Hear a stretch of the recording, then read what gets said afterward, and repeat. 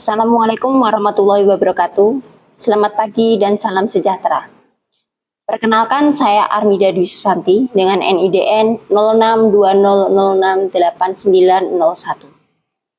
Saat ini, saya sebagai dosen tetap di Prodi D3 Analis Kesehatan pada Akademi Analis Kesehatan 17 Agustus 1945 Semarang. Izinkan saya untuk memaparkan pernyataan diri dosen dalam unjuk kerja Tridharma Perguruan Tinggi, PDD UK TPT bidang pengajaran. Sebagai salah satu syarat mengikuti sertifikasi pendidik 2024. Salah satu mata kuliah yang saya ampu pada semester 4 yaitu analisa makanan minuman sebanyak 2 SKS, yaitu 1 SKS teori dan 1 SKS praktikum. Capaian pembelajaran yang dibebankan pada mata kuliah ini yaitu menguasai konsep dan teknik analisis kimia air, makanan, dan minuman. Yang kedua yaitu mampu melakukan verifikasi kesesuaian proses pemeriksaan dengan standar operating procedure. Capaian pembelajaran mata kuliah ini yang pertama adalah mahasiswa dapat menjelaskan permasalahan makanan dan minuman yang berada di lingkungan serta menentukan mutu makanan berdasarkan perundang-undangan. Yang kedua, mahasiswa mampu menguasai konsep analisis dan melakukan teknik pengambilan cuplikan makanan dan minuman. Yang ketiga, mahasiswa mampu melakukan verifikasi kesesuaian proses pemeriksaan sediaan makanan minuman menggunakan teknik analisis yang sesuai SOP. Kemudian, mahasiswa mampu menganalisis data yang dibutuhkan untuk menentukan kadar zat. Yang kelima, mahasiswa mampu menghitung dan menyusun laporan hasil pemeriksaan pada makanan dan minuman dan proses kerja secara akurat dan sahih. Dari CPMK kemudian diturunkan sub CPMK yang menjadi induk materi yang diajarkan pada mata kuliah analisa makanan dan minuman. Sub CPMK yang pertama, mahasiswa mampu menjelaskan dan melakukan analisa kadar air dan kadar abu dengan baik. Yang kedua, mahasiswa mampu menjelaskan konsep dan menganalisis kadar KiO3 dalam garam dapur dengan benar. Yang ketiga, mahasiswa mampu menjelaskan konsep dan menganalisa kadar vitamin C. Yang keempat, mahasiswa mampu menganalisa makronutrien meliputi karbohidrat, protein, dan lemak. Yang kelima, yaitu mahasiswa mampu memilih metode yang tepat dalam menganalisis antioksidan dan kadar zat adiktif seperti pemanis, pengawet, dan pewarna. Yang keenam, mahasiswa mampu menganalisis bilangan asam, bilangan iod, bilangan peroksida, dan persentase asam lemak bebas. Yang ketujuh, mahasiswa mampu menganalisa kadar alkohol pada makanan dan minuman. Deskripsi mata kuliah ini yaitu pada mata kuliah ini memberikan kemampuan kepada mahasiswa untuk menganalisa secara kualitatif dan kuantitatif tahap-tahap pengambilan sampel makanan minuman dan menerapkan prinsip-prinsip pemeriksaan nutrisi, karbohidrat, lemak, protein, dan vitamin. Kemudian zat aditif meliputi pengawet, pemanis, pewarna, serta zat non-aditif pada makanan minuman. Serta mampu menentukan hasil diagnosa dengan metode yang sederhana. Dan menggunakan instrumen untuk menentukan mutu makanan dan minuman. Bahan kajian atau materi pembelajaran pada mata kuliah ini, yang pertama, analisa kadar air dan abu, analisa kadar KiO3 dalam garam, analisa kadar vitamin, analisa kadar makronutrien, karbohidrat, meliputi analisa gula inversi dan non-inversi, kemudian ada analisa laktosa dalam susu, kemudian ada analisa kadar protein, analisa kadar lemak, dan bilangan pada lemak seperti bilangan asam, bilangan iod, bilangan peroksida, dan asam lemak bebas. Kemudian ada analisa kadar zat aditif seperti pengawet, pemanis, dan pewarna. Selain itu, ada pula analisa kadar antioksidan dan analisa kadar alkohol. 3 komponen utama dalam pembelajaran yaitu ada DIA, yaitu Delivery Interaction Assessment. Pada delivery, proses penyampaian materi pembelajaran berdasarkan capaian pembelajaran mata kuliah yang sesuai dengan metode pembelajaran yang diterapkan. Pada interaction, melalui strategi pembelajaran yang dipilih agar terjadi interaksi antara dosen dan mahasiswa, yang saya terapkan pada mata kuliah ini yaitu student centered learning, di mana saya memberikan pertanyaan di tengah-tengah proses pembelajaran untuk mengevaluasi pemahaman mahasiswa. Penguatan konsep materi melalui penugasan dan sistem penilaian yang objektif. Selain itu, forum diskusi juga saya sediakan di luar jam perkuliahan melalui grup WhatsApp agar mahasiswa bisa saling berdiskusi dan berkoordinasi dalam penyelesaian tugas dan tanya jawab materi sehingga capaian pembelajaran yang diharapkan dapat tercapai. Kemudian pada pertemuan ke-14 dan 15, biasanya saya lakukan penugasan terstruktur di mana mahasiswa akan presentasi studi kasus. Mahasiswa dibagi berdasarkan kelompoknya secara acak. Kemudian melalui tugas ini, mahasiswa mampu menjelaskan hasil review jurnal yang lebih ditekankan pada metode analisis, bagaimana menganalisis atau cara analisisnya.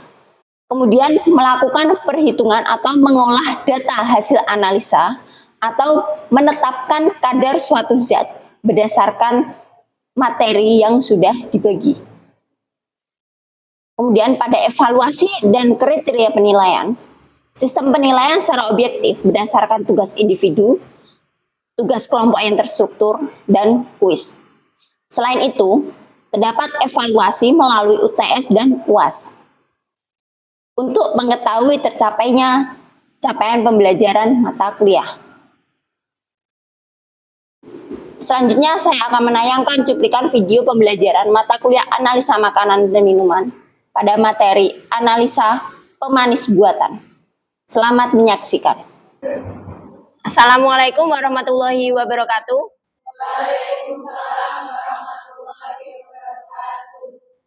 Absennya sudah? Sudah. Oke, terima kasih. Hari ini tanggal 8 Juni ya, 2024. Nah, hari ini kita akan membahas tentang analisa pemanis buatan. Nah, yang sering digunakan kalau buatan adalah aspartam, sakarin, dan siklamat. Nah, di sini saya mengambil materi sakarin siklamat dulu, karena ini yang sering kita lakukan. Nah, diharapkan, jadi dari materi ini diharapkan kalian bisa menjelaskan konsep tentang analisis pemanis sakarin maupun siklamat. Ya. Kemudian diharapkan kalian juga bisa menghitung kadar sakarin dan siklamat baik secara alkalimetri maupun dengan instrumen spektrofotometer UV vis.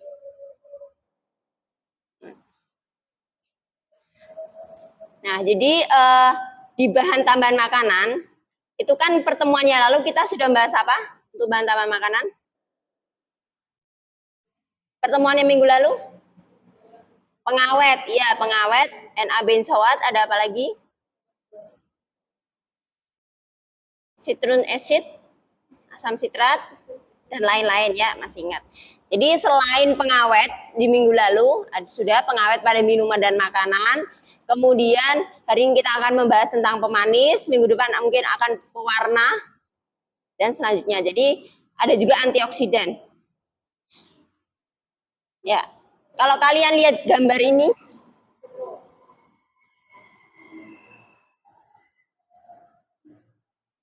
ini apa? Sampel-sampel apa? Ini beberapa makanan, snack, ini minuman yang sering kalian minum. Ya, sekarang sering ya di ini. Nah, pada di bawah kalau kalian cermati adalah sampel makanan yang mengandung pemanis buatan yang kerap ditemui di sekitar. Ini saya ambilkan dari Kompas Oktober 2019. Ya. Yang menimbulkan rasa manis, namanya aja pemanis, pasti dia digunakan untuk tujuannya mempertajam rasa manis, ya kan? Nah, kalorinya itu lebih rendah, jadi dibandingkan dengan gula yang sering kita gunakan, jenis pemanis alami berasal dari penguraian hidrolisis karbohidrat, yaitu ada glukosa, dekstrosa, laktosa, fruktosa, galaktosa, manitol, gliserol, dan glisina. Nah, ini jadi yang sering digunakan itu aspartam, sakarin, dan siklamat. Tapi untuk sakarin dan siklamat tidak ada. Kalau aspartam tadi tanpa rasa pahit, tapi kalau sakarin dan siklamat itu manisnya sampai terasa agak pahit. Mungkin kalian kalau yang pernah mencermati ya mungkin kadang ada yang lebih sensitif, mungkin habis ngerasa pahit terus tenggorokannya merasa tidak enak. Ya, pernah kan? Nah, sakarin ini pemanis buatan dalam bentuk garam berupa kalsium, kalium maupun natrium sakarin. Nah, secara umum di sukrosa. Nah, ini strukturnya bisa dilihat, yaitu C7H5NO3S. Sakarin ini tidak dimetabolisme oleh tubuh, ya. Dia lambat diserap oleh usus. Senyawanya itu C7H5NO3S keluarnya masih dalam bentuk ini. Jadi pada suatu penelitian pada tikus merangsang terjadi tumor kandung kemih. Permenkes, bahan tambahan makanan kadar sakarin yaitu 300 mg maksimal, 300 mg per kilogram bahan. Jadi tidak boleh lebih dari itu. Kemudian menurut FDA itu asupan harian maksimal, jadi tidak boleh lebih dari 5 mg per kilogram. Ya. Oke, dampak negatifnya tadi diuji di tikus menyebabkan tumor kandung kemih. Lanjut tentang siklamat. Jadi kalau siklamat itu rumusnya molekulnya C6H11NHSO3Na dengan MR 179,24.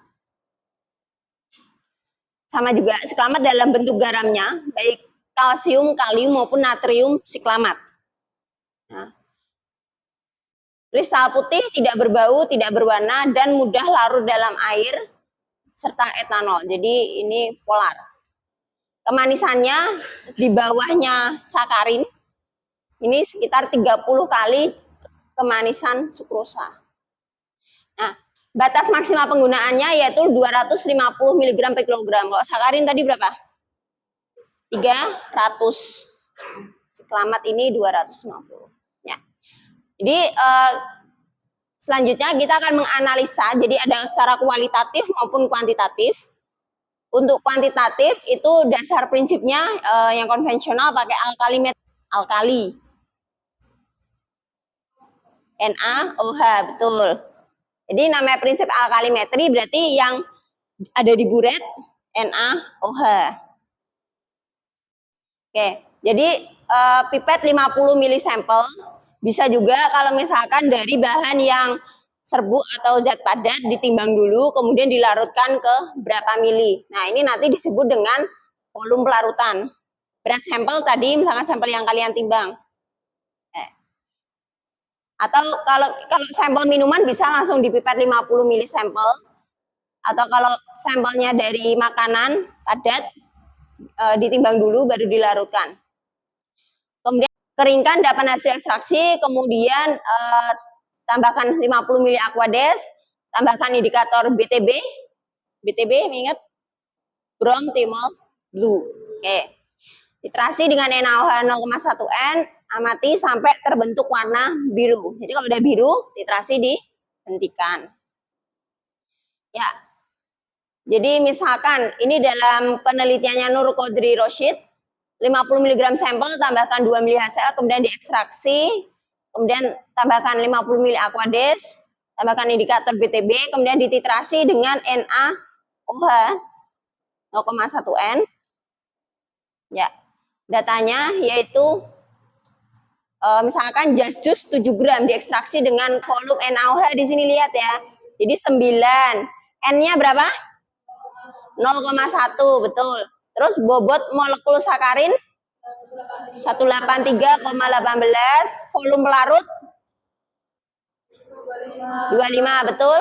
Volume pemipetan sampel 20, betul. Berat sampel 7 gram. Dijadikan kilogram 0,007. Hasilnya bisa dihitung.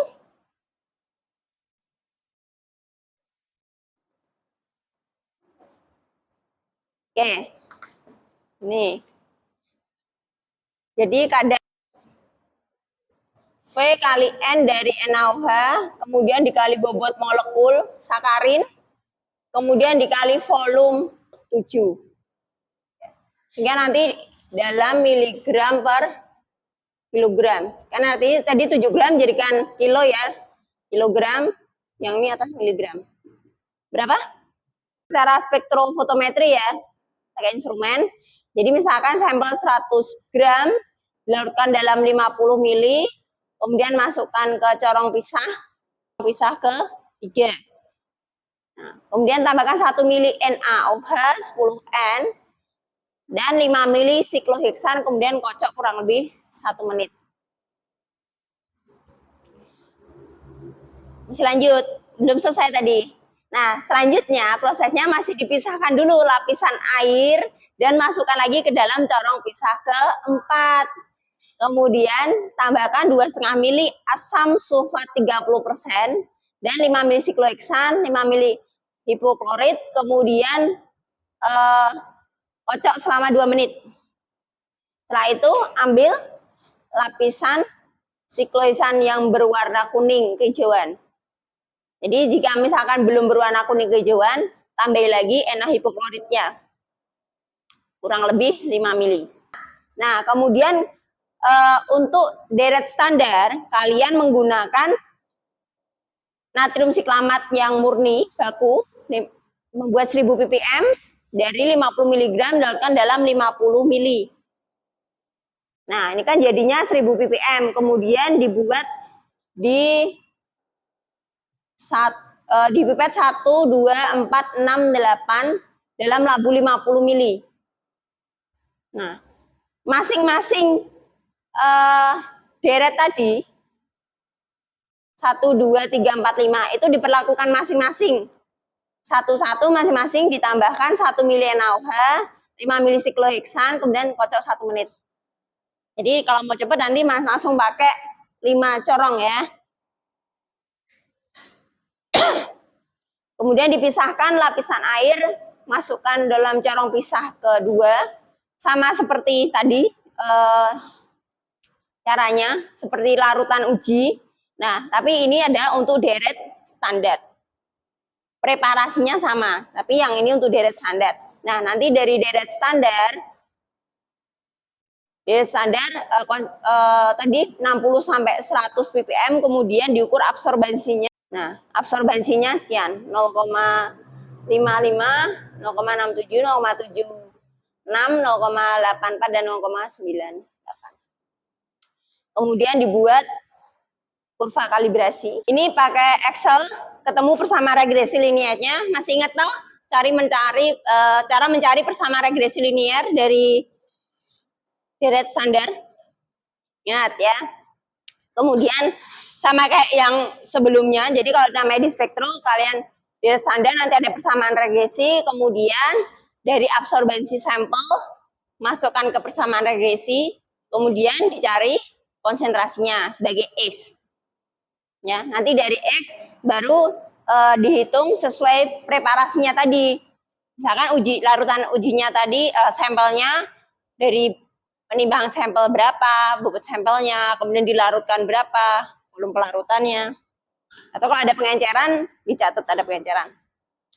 Tapi pada kasus ini tanpa pengenceran ya. Kalau dari tadi, soalnya nggak ada pengenceran, sehingga ini volume ininya 50 mili. Nah, sehingga kalau kita cari, saya contohkan sampel yang pertama. Jadi pada sampel A1 absorbensinya 0,453. Nah, 32. Ya. Kemudian dihitung 0,453 sama dengan 0,0104 X min 0,0632. Kemudian dihitung X sama dengan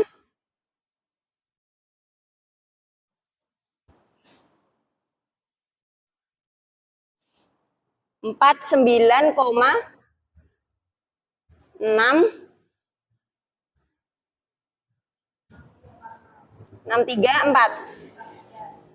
Di sini masih ppm ya.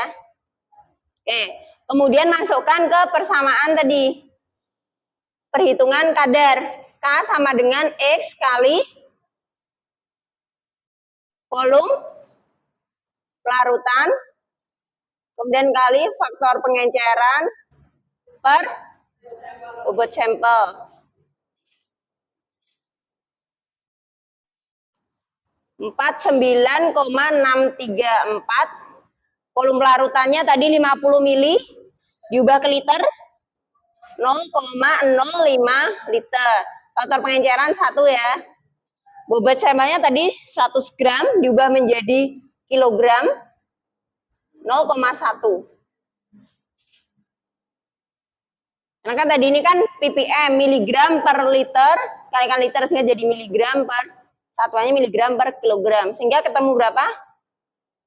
20,81 miligram per kilogram. Oke, dengan cara yang sama, saya minta tolong 2 orang mahasiswa untuk mengerjakan sampel A2 dan A3. Silakan, siapa yang mau? Oke, Natania, mau yang A2 apa A3? A2. Nah, nanti saling koreksi dengan temannya.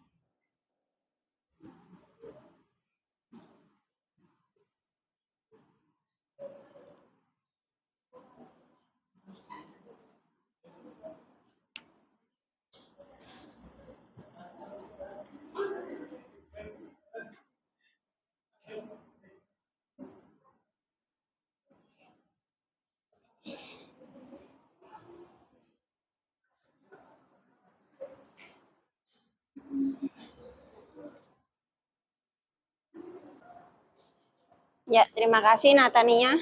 Lanjut sampel yang ketiga, silahkan Octaviana.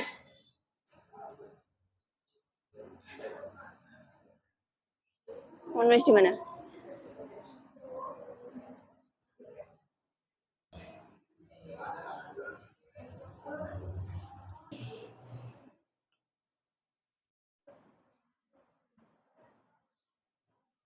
Yang lain gimana? Ada yang belum bisa? Atau ada belum paham? Sudah paham? Paham ya? Nggak apa, nanti ada tugasnya kok. Jadi kalau kalian mau lebih memahamkan lagi, nanti ada tugasnya. Jawabannya beda? Sama? Sama, oke. Berarti udah betul semua ya. Kalau kadar dalam persen, itu yang perlu diperhatikan adalah satuannya. Nah, karena satuan yang di atas ini kan tadi X-nya ketemu dalam ppm ya, atau miligram per liter. Nah, sehingga miligram per liter dikalikan liter, volume pelarutannya 0,05 liter, sehingga menjadi miligram. Nah, berarti yang bawah berat sampelnya diubah ke miligram. 25 gram jadi berapa miligram? Ya, 25.000 miligram. Kemudian dikali 100% sama dengan 0,0256%. Jadi nggak masalah ya kalau misalkan ditanyakan kadar dalam bentuk miligram per kilogram atau dalam satuan persen. Ya, sebelum mengakhiri kuliah, ya saya ingatkan tugasnya karena tadi kita sudah latihan soal mengenai analisis kadar siklamat. Nah, ini untuk tugas mandirinya dikerjakan, dikumpulkan maksimal minggu depan seperti biasa. Materi PPT sudah saya di classroom, ya betul. Nanti pengumpulan tugas juga sama di ruang tugas. Jadi maksimal H-1. Oke. Nah, selain tugas mandiri, pada pertemuan ke-14 dan 15, kalian kan ada tugas terstruktur yang sudah kita sepakati di awal kuliah. Nah, tugas terstrukturnya saya ingatkan lagi. Jadi nanti setiap kelompok nanti dibagi menjadi 5 materi.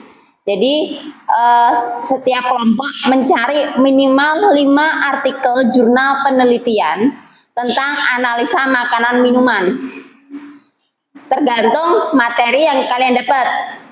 Ya, misalkan ada kelompok yang dapat analisis antioksidan, misalkan. Ini saya contohkan satu ya.